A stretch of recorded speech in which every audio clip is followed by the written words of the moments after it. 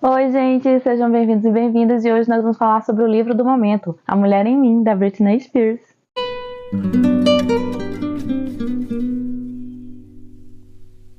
Bom, eu não estava realmente ansiosa pelo livro. A Britney, apesar de eu conhecer, óbvio, porque todo mundo da minha geração conhece, admirava a beleza, eu não era fã propriamente. Eu nunca fui muito apegada em artistas de língua não portuguesa. Eu acho, inclusive, que a época que ela realmente estourou foi uns 2 a 3 anos antes de eu começar realmente a minha adolescência. Então ela foi mais ou menos a minha musa da infância. Mas estava escutando Sandy Júnior, estava escutando coisas da minha idade. Eu amo fofoca. Eu já estava vendo por causa dessas coisas de fofoca que eu tô sempre acompanhando, que estava dando maior burburinho, muita gente querendo tirar algumas partes do livro. Mas eu fiquei parada no Twitter, né, que agora é X, vendo todas as fofocas, todas as coisas que a Britney falou no livro, que eram chocantes, né? Os fãs leram em tempo recorde, já estavam lá com threads prontas, e eu só atualizando. Enfim, fiquei muito hypada aí com a projeção que ganhou a leitura do livro, que ganhou as coisas, e eu sou muito modinha, vocês já me conhecem aqui. Disclaimer feito aí. Então, fui atrás de ler o livro. O livro tá muito caro. E tinha uma promoção que eu também já tinha ouvido algumas pessoas falando, da Audible, que é o aplicativo de audiolivros da Amazon. Eu escuto, né, audiolivros, eu já falei pra vocês, mas na forma artesanal, né, porque eu compro o livro no Kindle e peço pra Alexa ler. Então não é uma voz humana lendo, não tem uma pessoa interpretando aqueles livros. O máximo que eu cheguei perto disso foi escutar os livros que a Isabela do Antes de Morrer ler. Então era essa a minha experiência. Foi meu primeiro audiolivro real oficial e tá funcionando assim. Você baixa o aplicativo da Audible, vai no aplicativo da Amazon, pega a promoção dos 3 meses grátis, cadastra lá tudo certinho. Ele vai dar o ok que você tá dentro dos 3 meses grátis. E aí, nesses 3 meses grátis, você tem a possibilidade de escutar alguns livros de graça. Outros você vai ter que pagar. É tipo o Kindle mesmo, né? Que fazem parte da assinatura e alguns livros que você vai ter que pagar um extra. Pelo que eu vi, os valores são bem altos, assim, pelo menos pelo que eu vi no site da Amazon. Não sei como é que vai funcionar isso, mas enfim. O da Britney, até o momento que eu vos falo, que é hoje, dia 27 de outubro, tá de graça na Audible. Então, se você pegar esses 3 meses grátis, você vai ter 3 meses para poder escutar os livros que quiser, inclusive o livro da Britney. E foi o que eu fiz. E aí, eu tô muito com essa mania de escutar livros antes de dormir. Então, eu coloquei ele pra escutar enquanto eu pegava no sono. E, gente, sempre funciona, sempre funciona. Não quero aqui ninguém me criticando, mas sempre funciona. E não funcionou. Eu fiquei escutando esse livro até às 5 da manhã. Foi uma tragédia em minha vida, porque acabou com o meu dia, sorte que eu deixei para ler ele justamente na quinta-feira, né, à noite, porque eu tinha tido prazo, muita coisa para fazer até a quinta. A minha sexta estava mais livre, eu só tinha uma consulta médica de manhã, que fui lá com aquela cara inchada, porque não só não dormi, como chorei o livro todo. Foi um pesadelo. Resumindo, li muito rápido. E aqui falando como uma pessoa que não é fã da Britney, né? Acompanhou tudo, assim, por cima, nunca nem vi o documentário dela, mas foi fascinante escutar ela contando a própria história dela. E como eu tava escutando, quando tinha alguma coisa que eu não conhecia, porque, como eu tô falando pra vocês, não era fã dela, as tours que ela fazia, o nome dos CDs, o nome das pessoas, eu ficava lá procurando, e pra mim foi quase que um livro ilustrado, porque eu conseguia fazer as cenas na minha cabeça de acordo com as fotos que eu tava vendo ali, já que a vida dela foi muito documentada. Vamos lá pro resuminho do livro. Bom, o livro começa contando a infância dela, sabendo de como a dança e a música, uma forma dela fugir do mundo, de uma relação problemática que os pais dela tinham ali. A gente sabe que muita gente passa da hora de se separar, né? Recente eu vi muitos comentários assim, entre a separação do Lucas Lima e da Sandy, né? Se for pra ficar 20 anos casado, não separa mais, tem que dizer assim, vá dormir. Gente, relacionamentos não são assim. É muito melhor você separar, mesmo depois de 20, 30 anos, do que viver numa relação conflituosa, ou esperar virar uma relação conflituosa pra se separar. E a Britney, ela tava dentro de uma relação, assim, muito conturbada, e a gente sabe como as crianças sofrem nesse tipo de coisa.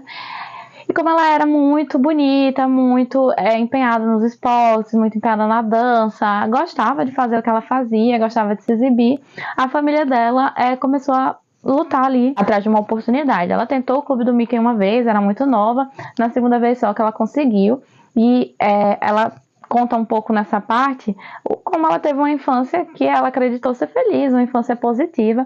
Só que eu acho que aconteceu com a Britney, talvez tenha acontecido com a Britney a mesma coisa que aconteceu, por exemplo, com a Larissa Manoela, né?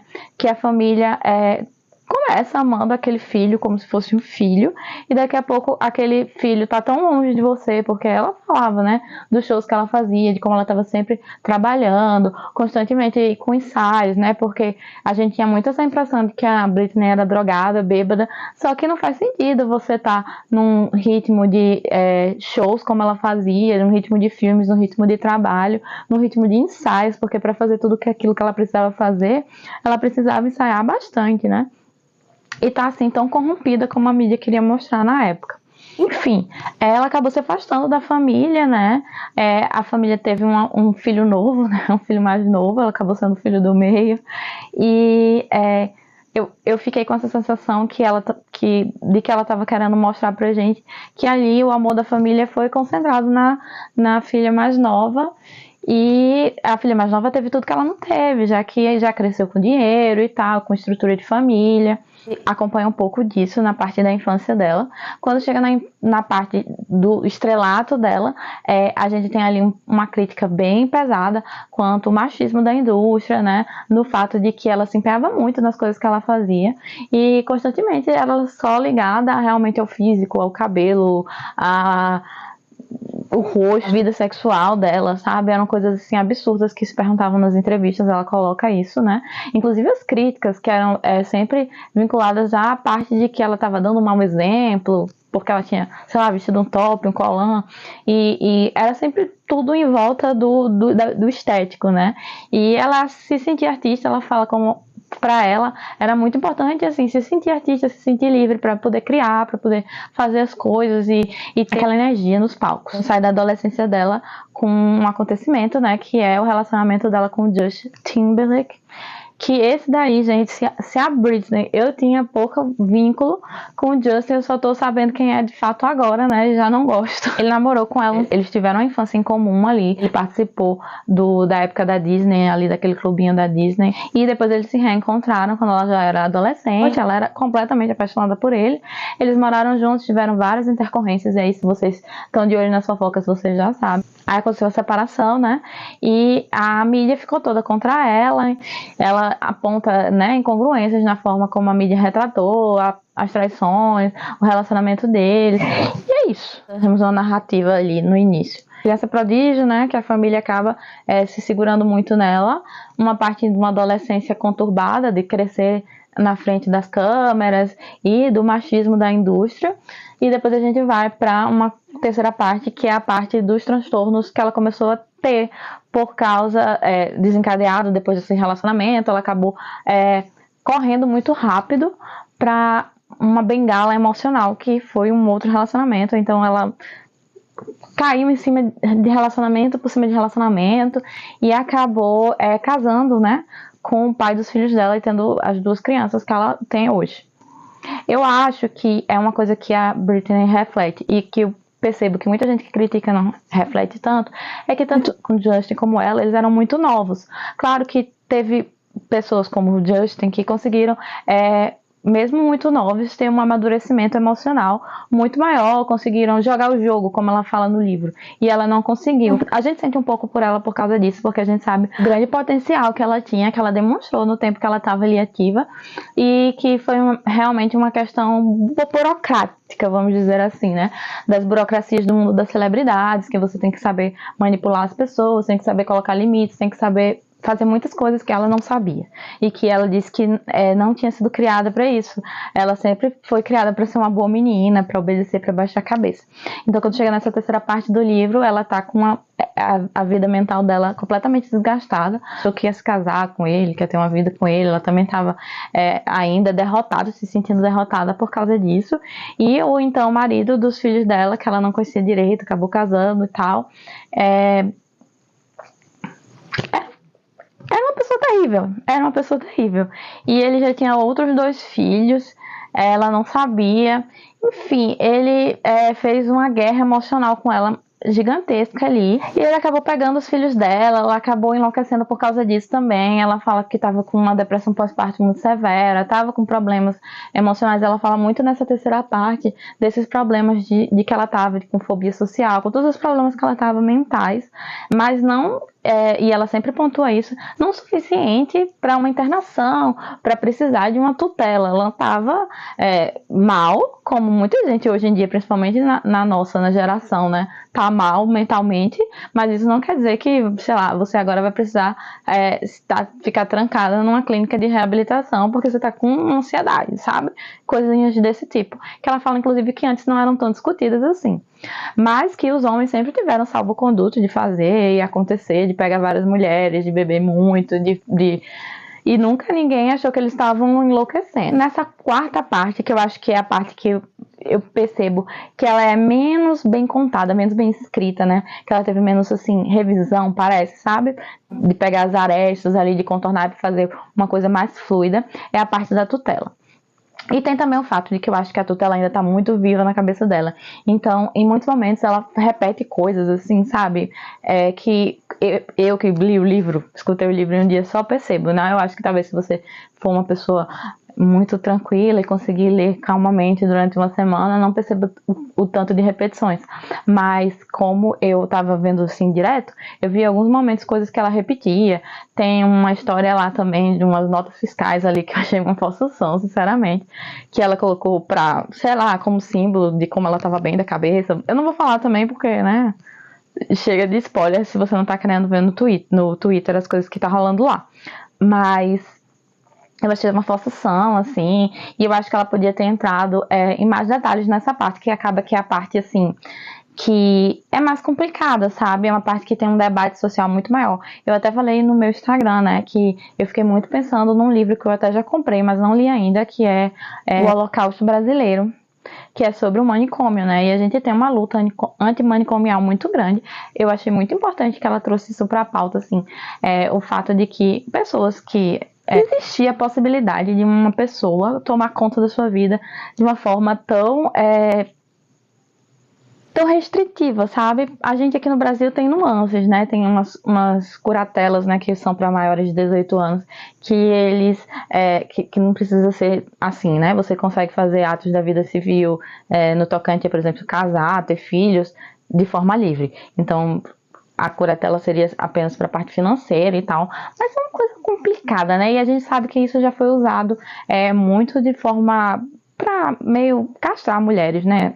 Vamos dizer assim. Teve até uma notícia que eu postei também no meu Instagram que me lembrou de um caso recente, né? Desse caso recente aqui. A mulher estava querendo se separar e ele não estava querendo. Às vezes é coisa patrimonial, né? Não quer dividir dinheiro. E aí conhece um amigo, uma pessoa que aceita fazer essa atrocidade, né? Que é falar que uma pessoa que não tem doença mental ou que tem uma doença, sei lá, que nem ela fala que a menina era bipolar, aceita internar. E aí a pessoa fica internada contra a vontade dela, porque existe esse negócio de internamento compulsório, que também é uma luta muito grande que se tem hoje de conscientizar as pessoas, né? A luta antimanicomial. A luta antimanicomial, que é tão importante, assim, de tirar as pessoas desse cárcere, né? Porque elas têm problemas mentais. Até porque, como eu falei, isso também foi muito usado durante nossa história para fazer coisas absurdas, né? Então esse cara aqui, por exemplo, ele pegou a mulher dele, tá sendo processado por isso, né? Não sei se foi o que aconteceu. Mas quando ela falou que ia se separar, ele conheci uma pessoa lá, um amigo dele, falou que ela tinha um transtorno mental, internou ela compulsoriamente, ela ficou lá dias, entendeu? E só descobriram, eu acho, por causa dessa matéria. Eu também tenho uma lembrança de um caso de uma mulher que estava internada há muito tempo por causa disso. E é sempre situações assim complicadas, porque a gente pensa, se fizeram isso com a Britney, que tinha tanta projeção na época, né? Tinha tanto poder. Ela fala como ela era uma mulher poderosa, como era uma mulher que tinha o mundo nas mãos na época. Imagina o que não faz quando quem é poderoso é a pessoa que está tentando fazer a curatela um homem, né? Enfim, complicadíssimo. São coisas muito difíceis. A gente tem hoje em dia esses avanços também por causa dos tratados internacionais, né?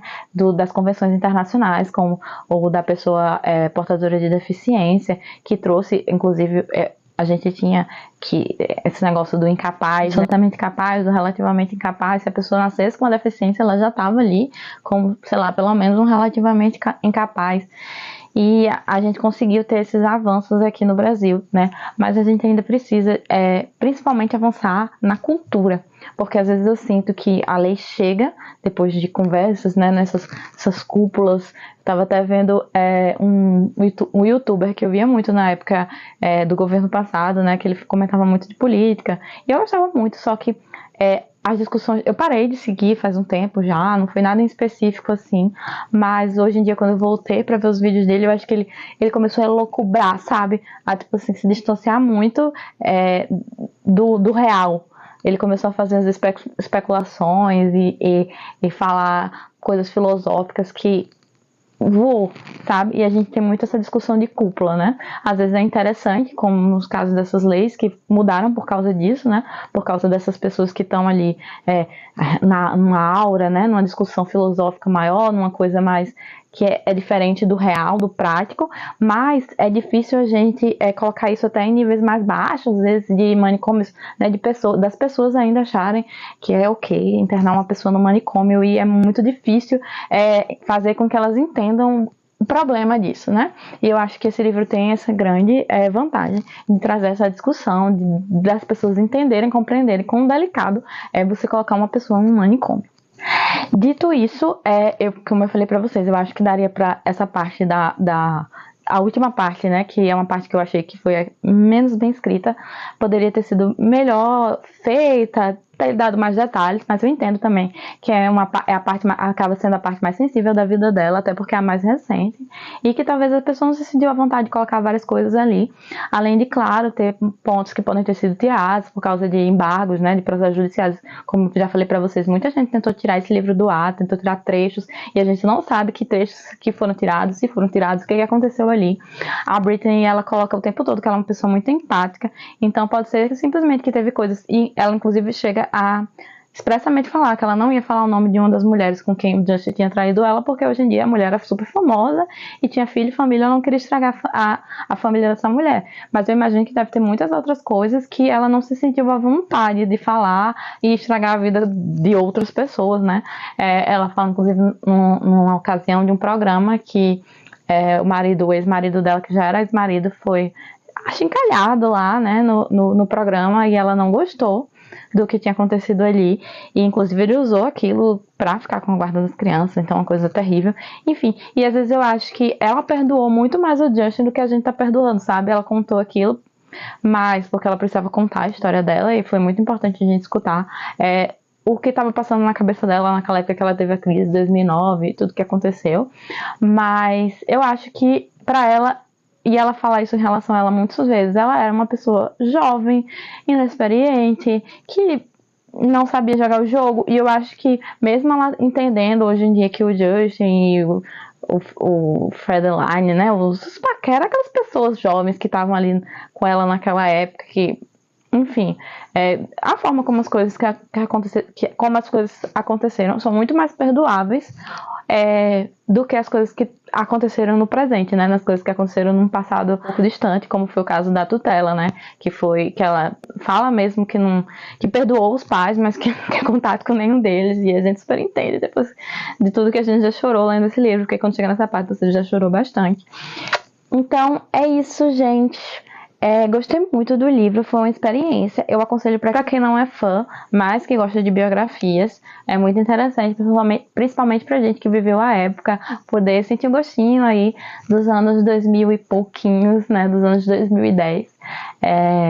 E tá muito bem escrito. Talvez tenha tido ali, né, uma edição com um editor muito bom, né, porque ela não é escritora, né? Ou se foi aqueles ghosting, né? Que ela vai falando lá as partes que ela quer que tenha, e tem uma pessoa que escreve pra ela, não sei como é que foi que se deu, né? A concepção dessa obra, mas vale muito a pena, tá muito bem desenvolvido, e isso que eu trouxe ele aqui, nesses vídeos separadinhos que eu me dedico a falar, especialmente sobre obras em específicos.